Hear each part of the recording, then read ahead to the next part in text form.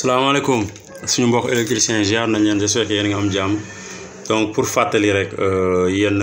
bon surtout ñuy def électricité bâtiment quoi type orange yi maanaam boo leen def encastrement fexe leen type fil yi fexe leen type yi am profondeur waaw fexe leen type yi xóot quoi parce que lii nii lii du liggéey bu baax parce que liggéey tayal la te puis il faut retenir une chose maanaam tey boo liggéeyul liggéey bu baax day feeñ keneen bu ñëwee da koy gis fii nii ñoom def nañ encastrement bi mais déjà ciment bi saful donc ciment bi ñu fi utiliser saful ba pare bon type bi nu mu ko tegee baaxul quoi parce que type yi waroo leen tegle nii parce que bu fekkee da nga def pour deux types da nga koy gasu deux places comprendre nga bañ a tegle type bi aussi cimenterie bi aussi boo leen koy cimenté na ciment bi saf parce que borom kër yi aussi dañ jënd seen ciment pour ñu liggéeyal leen lu baax maanaam tey ciment bu ko yërëm waaw na ciment bi saf comprendre nga na ciment bi saf aussi na am profondeur parce que ñàkk am profondeur ba pare ciment bi saful mooy waral lii gis ngeen damay ñëw damay laal marteau bi rek mu toj ko laal marteau bi rek mu génnee donc ce qui veut que même boo fi defoon peinture tam tôt ou tard day commencer di def ay fissure xam nga donc lii électricien yi ñoo si war a bàyyi xel pratique bon électricien moom à la base da nga war a mën a gas mën maçonnerie da nga war a sax gën a ay maçon yi raax loolu mooy électricien parce que da ngay ñëw nii ci bâtiment rek fekk mu tàq rek nga foog ne gars yi dañ taxaw signe rek affaire yi tàq non da ngay gas bi am profondeur gis nga nii comme ni ma ko defee nii gas bi am profondeur nga dugal xeer nga kale ko waaw nga kale ko ba pare après nag nga sipte gis nga fii nii entre surtout nag booy gas entre les briques foofu noonu dafa war a xóot parce que booy dañuy xaw a tayal wala ñu yambar xaw ma nu mu leen lu leen di dal mais à chaque fois fii nii la ñuy amee problème du gis nga fii nu ma ko gasee day am profondeur au moins 5 centimètres 6 xam nga au moins 5 ba 6 centimètres nga xam ne tube bi dina allongé wu bu baax na logé bu baax du gis nga fii teg naa 2 tube bi te teglewu ma ko du gis nga te aussi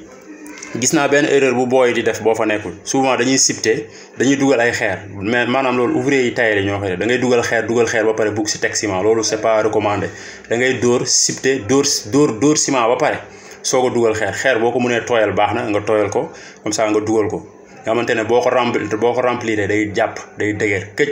comme lu ñu tabax gis nga ciment bi na tooy na saf parce que borom kër yi moom dañ jënd seen ciment ciment bi dafa war a saf ciment kenn du ko yërëm na saf parce que courant la ay kii lay day protéger quoi donc gis nga nii ni ma ko tegee nii gis nga teglewuma ci biir gis nga te logé na ci biir gas kenn du ko tayal électricien bu mënul gas bu yaboo nga dem préparer xool leneen ngay def parce que boo ñemewul liggéey gas saigné parce que même meule boo utiliser meule di nga gas donc électricien impérativement loo mënti def di nga kii marteau brin te tamit boo leen di raax comme nii li ma wax bu fekkee ne da nga suba nga ko war a finir def ko nii maanaam nga def ko ay trait mu xóot nga xoos ko wala xoos nii xoos ba mu nice après nag nga sipte comprendre nga ciment bi na tooy na saf comme ñun noonu la ñu formé quoi ciment na tooy na saf na tooy ba pare na saf waaw ciment bi moom bu leen ko yërëm moom waaw sipte dóor ba pare soo ko dugal xeer comprendre nga dóor ci aile ci gauche bi ci droite bi parce que loolu la parce que mënoo sipte benn côté rek benn côté bi nga raay ko léegi boon côté boobu nga raay te dugaloo fa ciment bi bu baax xam nga dina nëbbatu mais loolu noonu ngelaw bi bu ko commencé di dugg day am fissure gis nga da ngay dugal ci côté bi dugal ci càmmoñ bi ci ndeyjoor comprendre nga ba pare bës ciment bi moom dafa war a dugg carrément